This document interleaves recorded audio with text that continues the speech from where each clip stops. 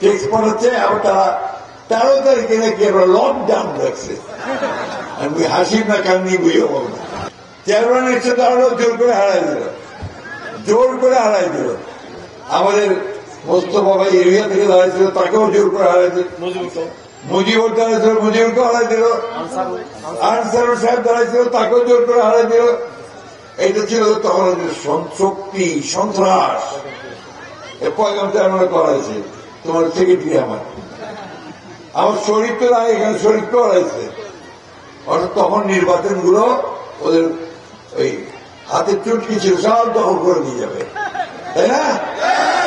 এলা কুঞ্জে গেছে, এলা কুঞ্জে পালান দিছে না, কুঞ্জে পালান দিছে দিল্লি, দিল্লি না? কেন বাবা করলেন? কেন এমন কাম কেন করলেন যে দেশে আর থাকিবা পারেন না? হ্যাঁ, এমন কাজ করা কি আপনাদের উচিত ছিল?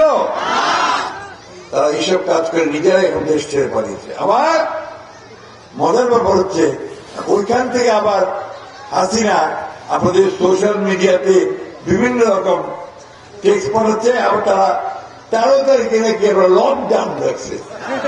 আমি হাসিব না কান্নি বুঝে বল না। ভাই তুই লকডাউন ঢাকাতে এসে দায় দে না, ঢাকায় এসে দাও, আমরা দেখি তোমার মূলত কত। এই দেশের মানুষ যে তোমাকে তারাই বাইরে করে দিছে, এটা কি তুমি ভুলে গেছো? আমরা তখনই বলছিলাম আপনি এই সমস্ত বাড়াবাড়ি করবেন না, বাড়াবাড়ি উপর ওরা পছন্দ করে না। মানুষকে মানুষ মনে করবেন, আর তা না হলে এমন একটা সময় আসবে যেদিন পাড়াবাড়ো পথটা খুঁজে পাবেন না।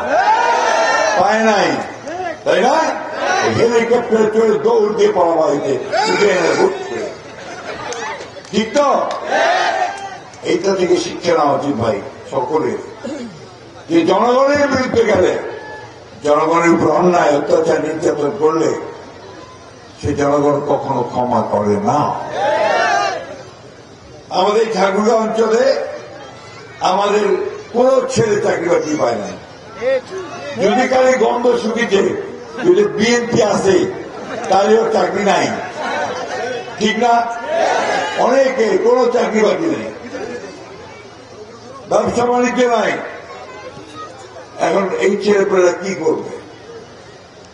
আজকে সেই সুযোগ আসছে নতুন একটা সরকার গঠন করবার, নতুন এমপি নির্বাচিত করবার, যার মাধ্যমে আপনারা আপনাদের এই দাবি দাওয়াগুলো তুলে ধরতে পারবেন এবং আপনাদেরকে এলাকার কাজগুলো করতে পারবেন।